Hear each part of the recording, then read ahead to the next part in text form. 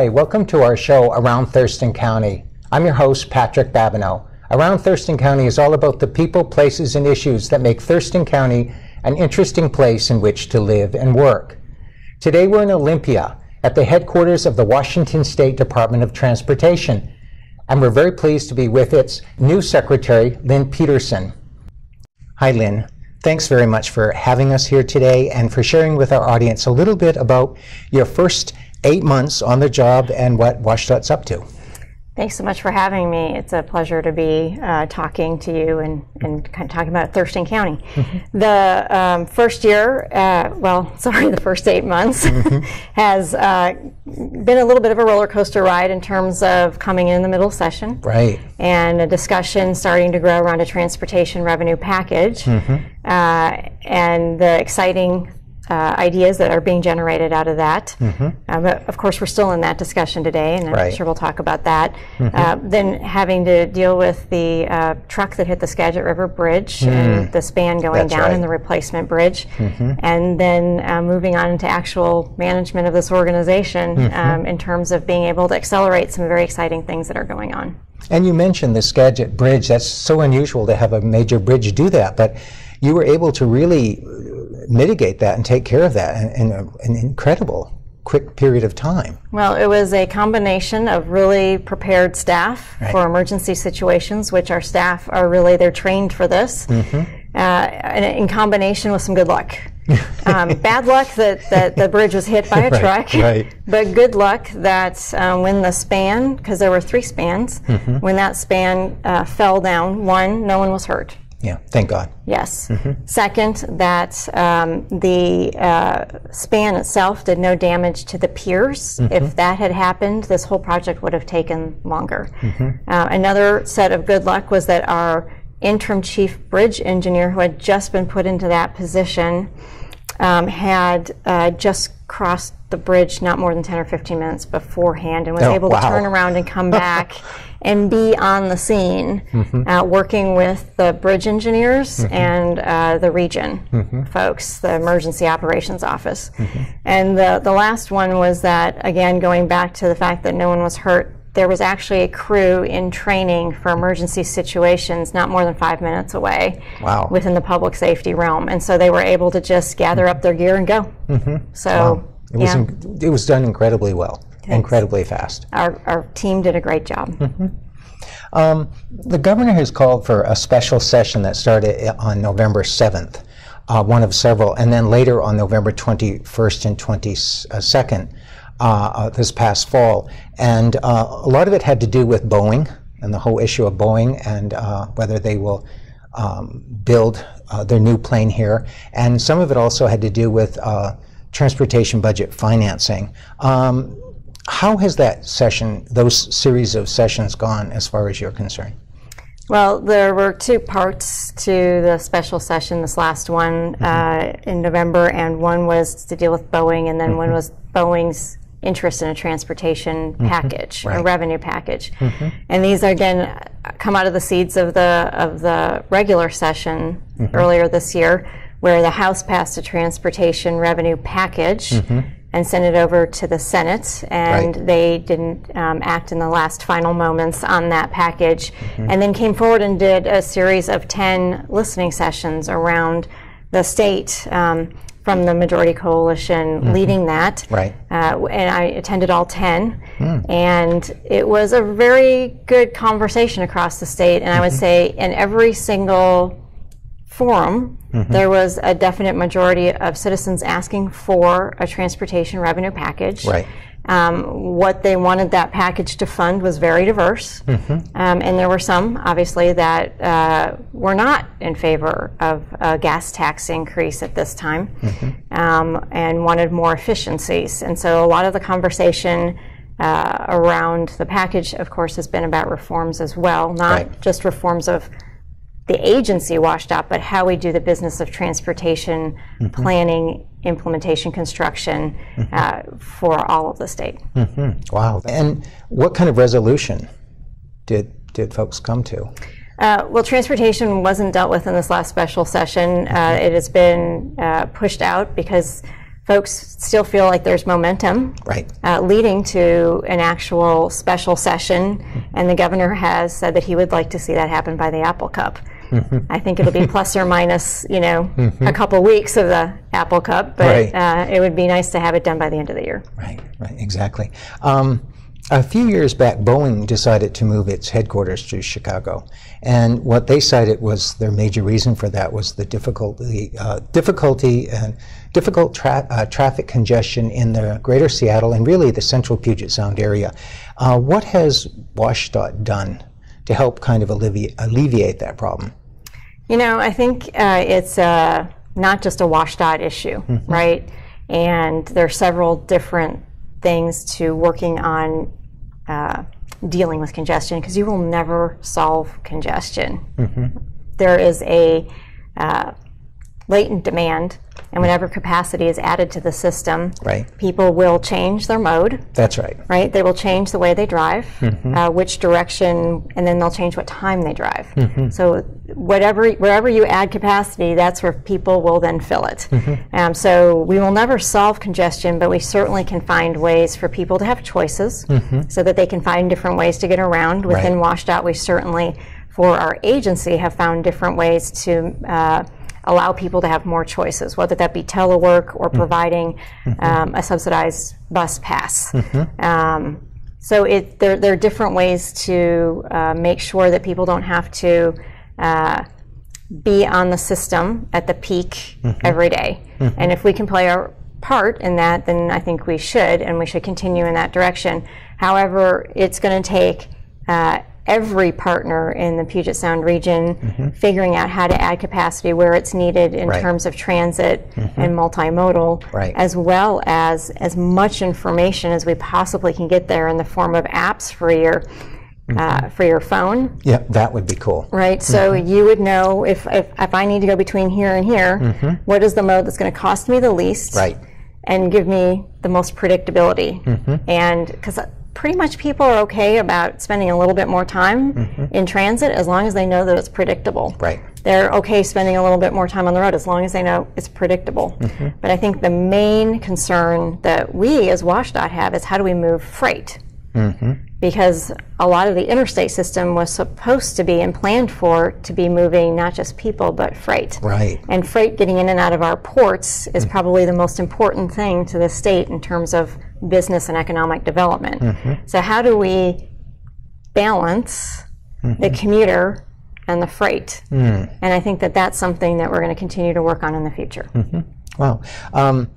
So it's looking at how we develop a transportation system that is multimodal, that is accessible, that has the connectivity, the connections that people need, and the predictability, and how to do that with many of the stakeholders in the Western Washington area. So that's a lot of work, and that takes time, doesn't it? Yes. It's not something that can be solved overnight. No. It's going to take a long time, and I think that a lot of the work that's gone on in the last decade in the Puget Sound region will have lasting positive impacts to the future in terms of that multimodal approach and corridor capacity, not just being about from right-of-way, the land in which WSDOT owns or the land that the city, whatever city you're in, or the county, all of that is part of the system, and that's an entire capacity that needs to be considered. And a lot of the times the highway breaks down because the city streets or the county streets don't have the capacity or they lack that connectivity you were talking about. So everybody wants to get on to the interstate, because that's where the connectivity is. And the speed. And not during the peak hour. But I think, that's where you have connectivity. So even if you have to go to interchanges only, because there's a lack of connectivity, I think we need to support the cities and counties being able to complete their systems and do what they need to do in order for us also to make sure our system, our part of the system works well. That's right. Without that that partnership, we will continue to only add capacity in one spot, and it actually doesn't solve the problems that the cities and counties need to solve for their own communities. So we need to balance that investment. I know that a number of pieces of legislation in the past 10 years of the legislature really spoke to the need to kind of balance local land use with transportation, and to kind of integrate the two so that WSDOT looks at land use as much as it does transportation modes. And as you were saying, work more closely with cities and counties and jurisdictions on finding ways to alleviate their traffic, but also for them, for cities and counties, to find ways to mitigate the with their growth, the traffic congestion that will be dumped essentially onto the state highway system. There's the concept of the 20-minute neighborhood, right? So you would want most of what services, whether that be medical, whether that be grocery shopping, or the dry cleaners, to that 20-minute walking distance, so that whether you take the car, or whether you take your bike, or whether you take the bus, it's all very accessible, and that actually reduces not the number of trips, because you don't want people not to be able to get to these things, but the amount of time that they either spend on the system or the actual length of the trip, so that it is all very accessible by biking and walking if they so choose. So what that means is that more neighborhoods have to be mixed use. Instead of being large swaths of just single-family residential, you'd probably want that local grocery store close by, and everybody does. That's right. So we do want to be able to do that. And in fact, the the Road User Fee Task Force looked at the amount of miles driven in eastern Washington versus western Washington, and they actually per capita came out pretty much the same, except that the eastern Washington folks have to drive very long distance, and so they make one trip, because when they make that trip, it's a big deal. They do several things, and then they come home. But on the western side of Washington, when somebody goes to make a trip, they're actually going 3 or 4 different places, and the vehicle miles traveled per person actually ends up being about the same. So it's not inherent to something that you would think about on a daily basis, but it works out. When you get in your car, you're going to go and do all of your errands all at once, and it becomes about the same. So that's really cool that WSDOT recognizes, and your leadership will recognize the importance of combining good land use practices with transportation. And jurisdictions more and more are pushing to have this mixed use where people can live, work, recreate, shop in the same general area. More and more they're predicting, for example, one demographer recently said that in the next 15 or 20 years, when our population grows another 80 million out of the 320 million we have in the country, most of that will be toward urban areas, not suburban or exurban areas, because people want to be closer in to where they work and where they recreate and all the important things in their lives. Well, and Ford's featuring manager was quoted in an article about the demographics of the teens and the 20-somethings that are coming up, that they are not as interested in purchasing a car as they are in having an iPad and their phone and being in constant contact with their friends. So they know that they can't text and drive, so they would rather not drive. They're making that decision, but it's also because the expense of a car is getting very expensive. That's right. And so when you see a decline in the number of jobs, even though jobs are coming back to our economy, the number of jobs available to them and the pay scale that they're seeing, they're making some trade-offs. And they're saying, I would rather live here in a downtown or in a main street so that I can have easy access and not have the car, or have a car that doesn't have to travel as much. And that kind of decision making that's going on is having an impact both on the urban area but also on the demand for different types of travel. So even if you look at our Amtrak ridership, it's going up significantly at 11% a year because of this demand for alternative modes of travel that you can still be on. You can be watching your movie. You don't have to be paying attention to the road. And I think there's a lot of people who, it doesn't matter what your age, would rather be doing something else and still moving. That's right. That's right. What do you see happening in the legislative session coming up in January?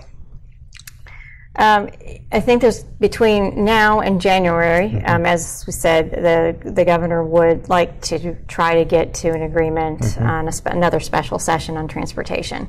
So we'll see what happens between now and the end of the year. But coming into the special session, we We'll be working with the legislature on implementing some things that we've recognized that we need to work more on, and so we've asked for some supplemental budget requests, and potentially, if there's not a revenue package between now and December 31st, potentially working on it in 2014. Right.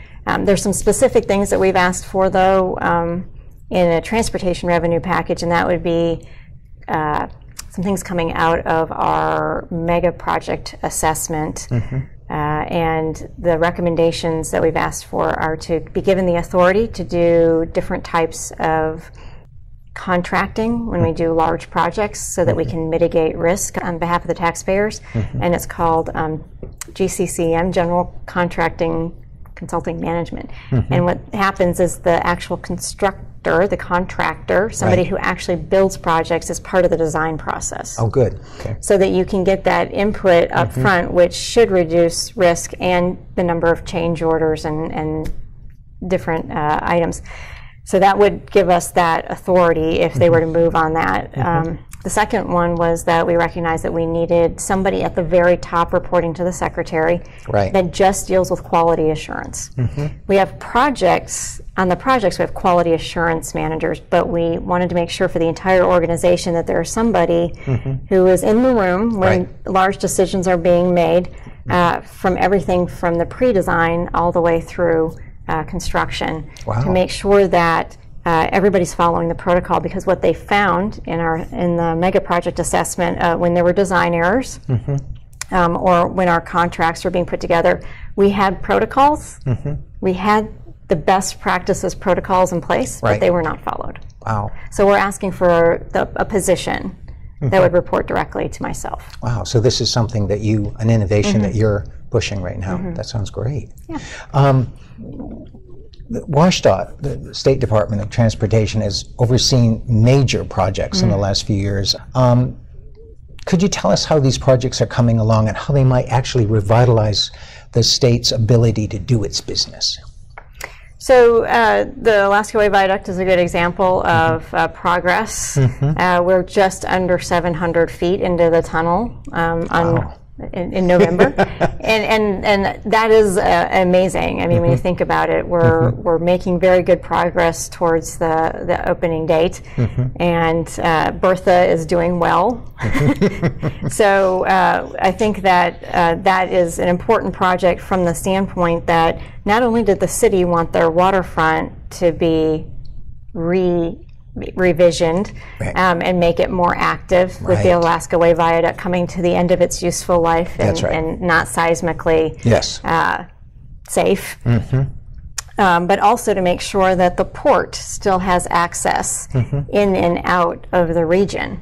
So there's a lot of things going on. It's a working waterfront. Yes, right? Whether or not there are pedestrians down there, whether or not that there are viable tourism businesses, but there is a active, viable port that needs to get things in and out. And the Alaska Way Viaduct is one of those projects that will help them.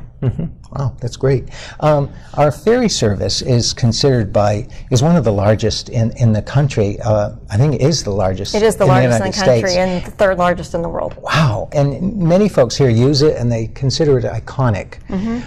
Even some who don't use it that much really care a lot about it. What is being done to preserve our ferry system and to make it more efficient? So the number one thing is the assets itself, the ferry vessels. The average lifespan, we have been keeping them much longer than maybe we should have. And what that means is that it's an aging fleet. But good progress has been made to start taking some of those older vessels out and replacing them. They're very costly. It's a very costly replacement, especially when you talk about putting cars on ferries, as opposed to just passenger. So in order to make it an extension of the highway system itself, which is how some of it is paid for, we need to be able to accommodate that. And the vessel replacement program helps us keep the maintenance costs down and makes it a more predictable service. So that's why the replacement of these vessels is so important.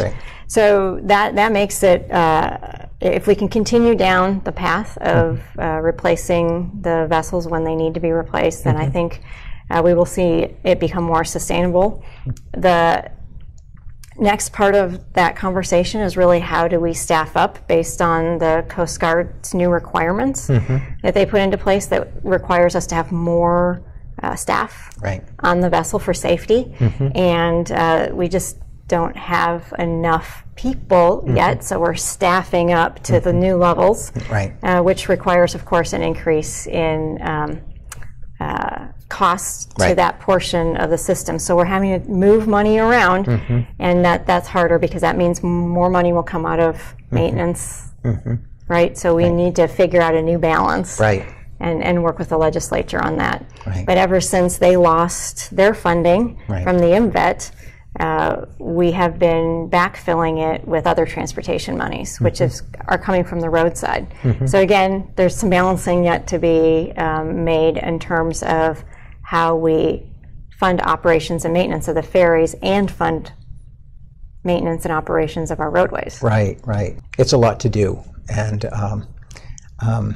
we're glad you're here to lead that. Thanks. It's a complicated process of balancing priorities and finding the revenue. WSDOT's been working on its HOV lanes in Pierce County. Will they eventually be extended into Thurston County? You know, I think a lot of the conversation around that, there's still a project yet to be built through Tacoma to extend it down. We are continuing to have conversations with the tribes around their land, which we would need to purchase or get an easement on in order to be able to expand and add in the HOV. So that portion is yet to be completed. And then you move down south from Tacoma, and then we run into JBLM. And while there's some improvements being made to help with capacity for off-ramps in order to basically have storage capacity as those folks move through security, but I think we're going to need a vision of what does I-5 look like from Tacoma south. And what does that mean? Because it really is kind of a choke point. It's almost an isthmus. I grew up in Madison, Wisconsin. Everything flowing from east to west had to flow through an isthmus. And I feel like it's the exact same thing because you've got JBLM on one side and the Sound on the other. Right. So everything flows through this funnel, and what happens through here has to connect with each side, and it has to connect with the Tacoma I-5 vision and what's going on up there. And then you get to Nisqually, right? And that's a very a difficult conversation through that Nisqually Basin of what would it look like if we started widening and just push the bottleneck further, because really that's what would happen. And then how do you manage it from there down into Thurston County? So there's a lot of questions, I think, still about how to make all this happen and make it worth the investment. What do you envision for our transportation system? What do you envision it will look like in 20 years? So, you know, I think in the next 5 years, what people are going to see are new cars out on the road that will actually do the braking for them if you get too close to the car in front of you. Or they will sense, because they will have detectors, they will have sensors, they will have cameras on them, and make sure that there's an increased level of safety, because with the safety of our system and the capacity of our roadways actually is calculated off of how far you need to be from the person in front of you based on the speed and your perception reaction time. Right? So for some of us, our perception reaction time when we were 16 was 2.5 seconds, which is what we assume, and then it slowly gets longer, which means we should actually be backing off the person in front of us as we age. I know that my perception reaction time, I can tell, is starting to slow down. And that means that we lose capacity. Right? That's right. We actually don't have as much capacity as with the aging population. With an aging population. And so what we need to be able to do is work with those car companies on getting automated cars out there as fast as possible. Now, does that mean fully automated? No, but at least making steps towards accommodating cars that will actually brake for you, which decreases the room between cars, which increases the capacity of the system in the future. So I see automated cars having a lot of benefits, and I think that in the next 10 years we'll see a lot of automated cars out there. Wow, that's cool. I can imagine soccer moms typing in the park and letting the kids go and getting back in the car. That would be my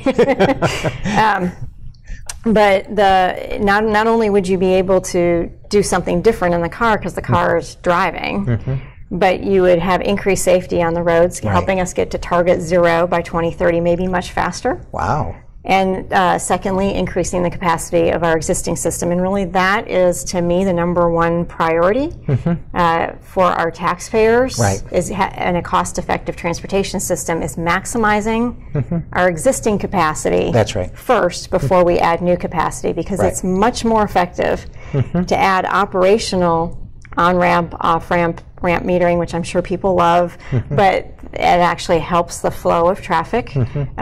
Doing signal progression down arterials, whether we own them or somebody else owns them, that increases the capacity of our system.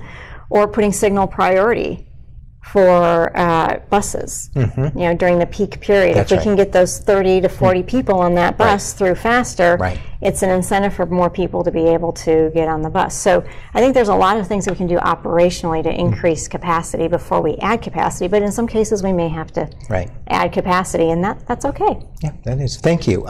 We always ask our guests at the end of the show, what are 1 or 2 of the things you like about living in Thurston County?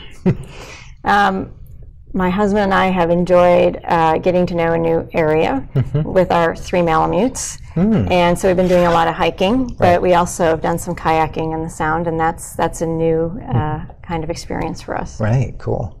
Yeah. Thank you very much for having us here today and sharing a little bit with our viewers about yourself and what you envision Washington State Department of Transportation doing over the next few years. We really appreciate that. And thanks for watching our show. You can find us on Comcast Cable Channel 22 now 3 times a week, Mondays at 6 p.m., Wednesdays at 9:30 p.m., and Fridays at 5 p.m. You can also find us on our Facebook page and our YouTube channel. Check us out at www.youtube.com/Around Thurston County. I look forward to seeing you again soon. Bye.